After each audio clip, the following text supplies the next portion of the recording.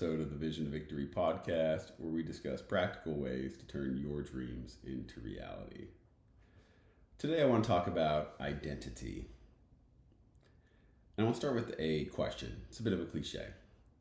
Who do you think you are? Who do you think you are? It's something that's thrown around perhaps in argument where someone's being arrogant or speaking out of turn. You might say, who do you think you are? But I would pose it as an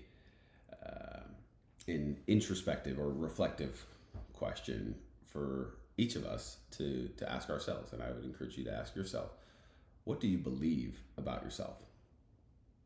And that's what I want to talk about, identity.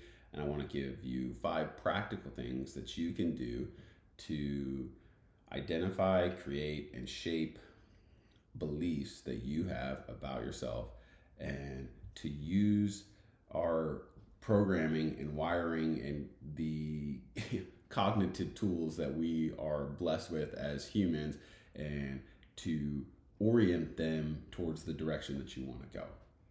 So before we get into those 5 things, I just want to lay a little groundwork here. So there's hardly anything that will shape the direction of your life. And if you want to back that up, the behaviors that you exhibit on a daily basis. And before that, you'd have the thoughts that you think that lead to those behaviors. And then before the thoughts are the beliefs. There's very little in your life that is not shaped by what you believe, and specifically what you believe about yourself.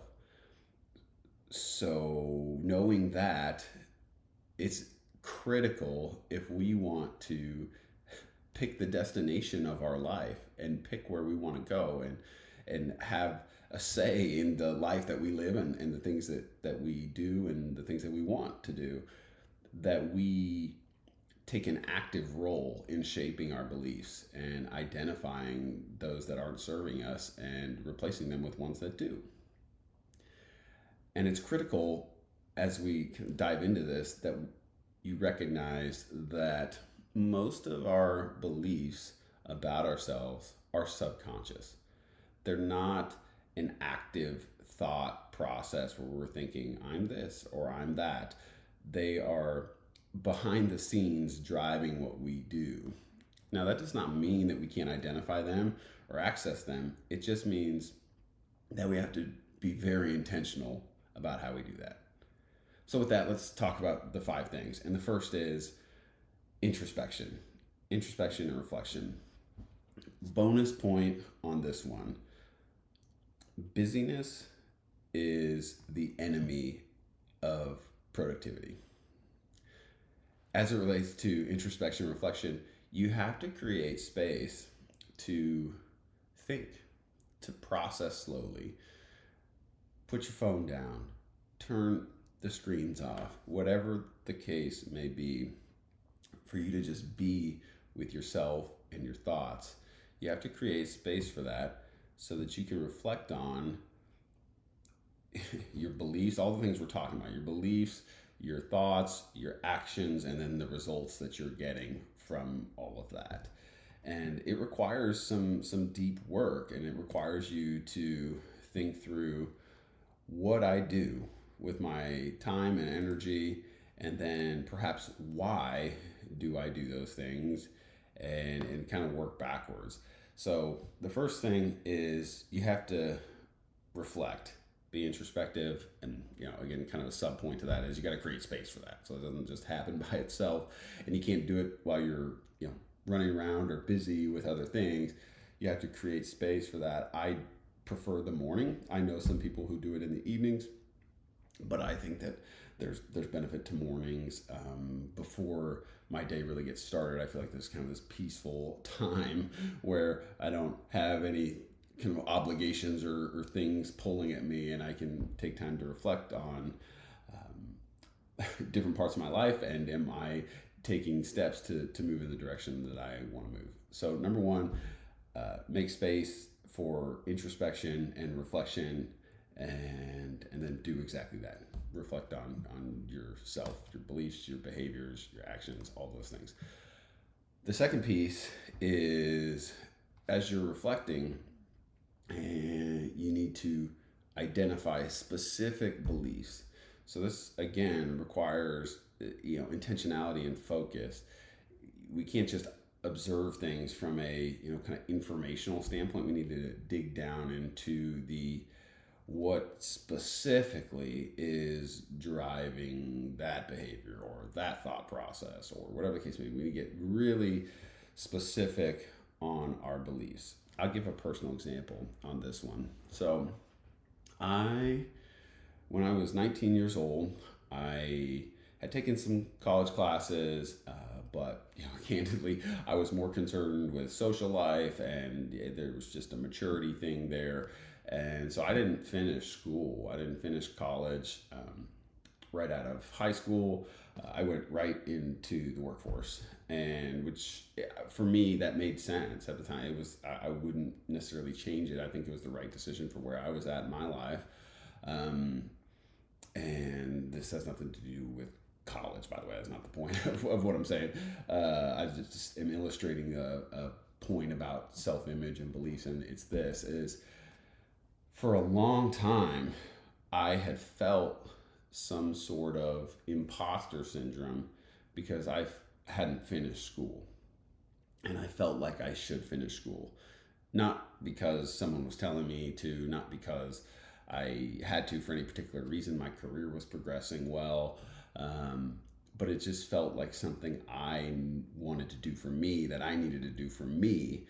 And I found over the, you know, the following decade, the entire decade of my 20s, basically, that and I didn't know it for a long time, but, I identified it, later on in the decade and then into my 30s. And I realized that not having finished school was creating an insecurity in me of feeling like I'm not good enough, or I'm not smart enough, or some version of that. And even though I would try to talk myself out of that, like, it's not true. Like, look, you're successful in this area, you're successful over here. Like, I just felt like I know that I should have gone to school, or that I should go to school, and I haven't done it. And so it created this belief in me that I am not good enough. And what's interesting is anybody would tell you, if you asked me in my 20s if I was good enough for anything, I had to tell you I was, ego driven, and I had told you, of course, I can do whatever that is. But in reality, there was an insecurity there where I was like, I don't know. I don't know if I can. And the way that I addressed that, once I identified that belief and that feeling, that sense of imposter syndrome, and I didn't want that shaping how I interacted with anybody. I didn't want to be compensating for some sort of insecurity. I'd rather just address it.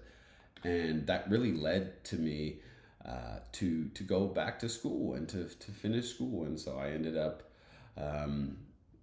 getting my undergrad degree, and ended up getting a master's degree in business, which is great. And people have asked me, do you think you need it? Do you think you need your degree, or do you think you need your master's degree? And my surface answer would be no. And I don't think school's for everybody. I certainly don't think you need it to be successful. There's countless examples of that. But for me, I wanted to do it. I did it because I wanted to deal with that imposter syndrome. I wanted to deal with, just to take some action to prove that that is not actually true. To disprove my own belief about myself that I wouldn't even at the time wanted to admit, or probably would not have been able to admit, that I was insecure about not having finished school. So I wanted to address that. So I did. So I went back to school, and that started a domino effect of, okay, if I have these beliefs that are not serving me, I can identify them. I can take action to address them. And as I continue to do that, continue to take that action, then I rewire that belief in like such a way that says, oh, I used to sort of think that, And now I've got all this evidence in my own life that contradicts that belief.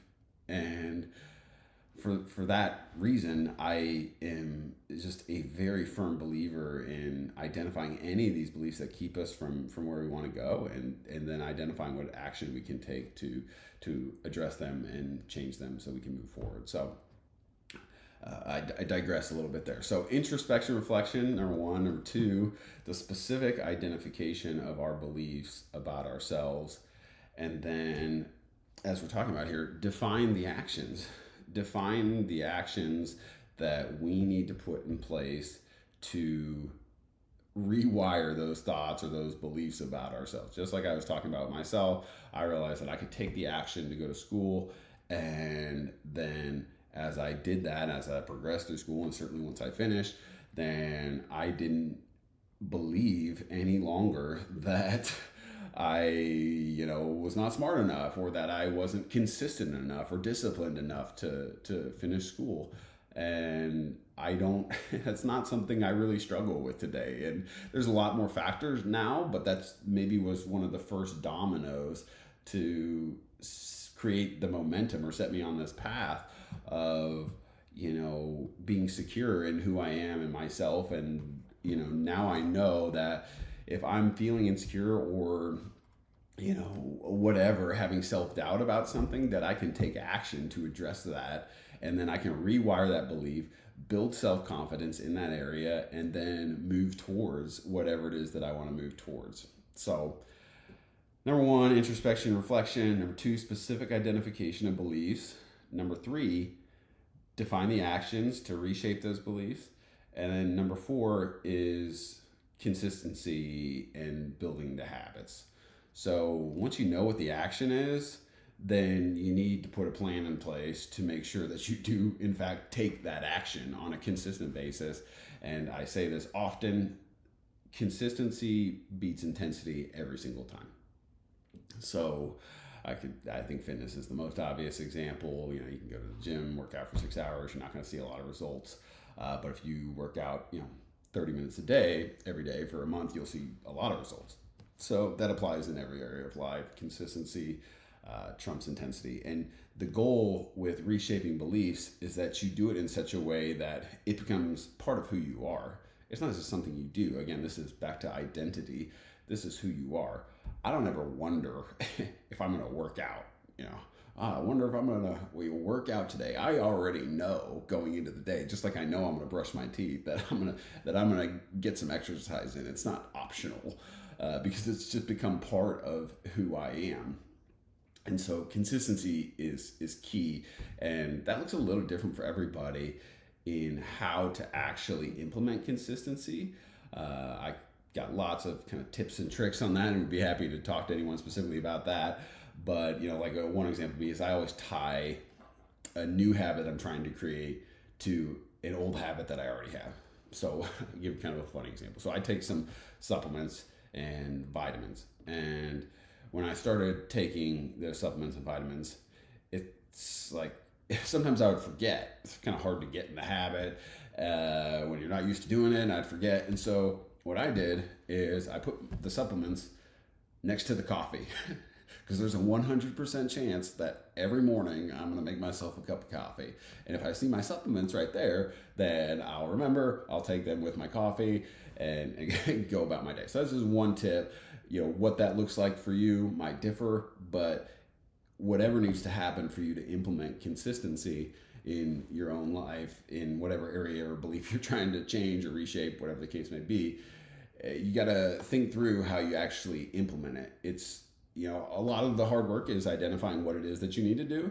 But a lot of the work too is how do you, okay, so I know what I need to do. How do I put that into my life? And most of us are busy and our lives are full. And so we have to move things around if we're trying to make change. So you have to figure out how to be consistent and disciplined regardless of how you feel on any given day. That doesn't get a say. Your values drive your decisions, not your feelings.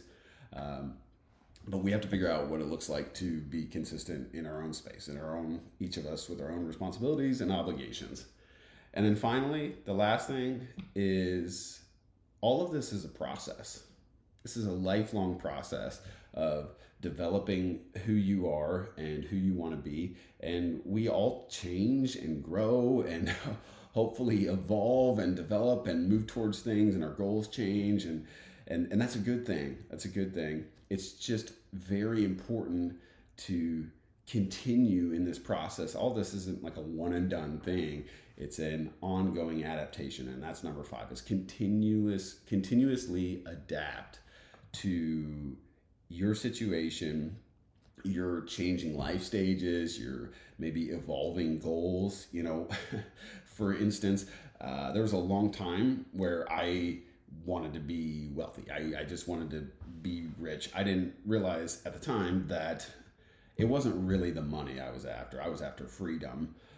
I don't like somebody else monopolizing my time, particularly not an employer, and I've worked for some great ones. But I want my time to be my own. And so, adapting is key. That's where I started in that area. Okay, I want to be rich. And then I determined, okay, actually, I really want freedom. And what does that look like? And now, today, I still, I prefer rich over poor. And I prefer free over not. But much more than I care about money today, I want purpose, and I want to make a difference in other people's lives. And I've heard people say this, and I agree with it. I think it's a little humorous, but it's hard to change the world if you're broke. So it's not that I don't still have a desire to make money, because I do. And I certainly want freedom as well. But my goals have evolved a little bit. I want to make a difference. I don't want to just win for me. I want to help other people win. And so just recognizing that and adapting to accommodate your own kind of growth and maturity is a good thing. And so, again, the 5 pieces here: introspection and reflection. We got to identify our beliefs, specifically our beliefs, and specifically the ones that are keeping us from where we want to go. We need to develop some actions to combat those limiting and unhelpful beliefs. We need to figure out how to implement those actions in our own life and build consistency and discipline. And then we have to constantly adapt, because we all grow, we all change, we all evolve, and adaptation is critical. So don't let your identity keep you from where you want to go. Reshape your identity and be who you want to be. This is the last thing I'll leave you with. Brad Pitt, when he got sober, publicly stated that the human superpower of reinventing yourself, once you realize you have it, will completely change your life. And I just reiterate that. Don't stop reinventing yourself. You're not stuck with the things about yourself that maybe you don't like. We have a ton of control, power, agency over who we are and the direction our life is going. So be intentional about it. Be intentional about it. I've given you some practical steps, but there's a lot more. Just get on the journey, get on the process. Who do you think you are? Don't leave that to chance. Be intentional about it. Thanks for listening.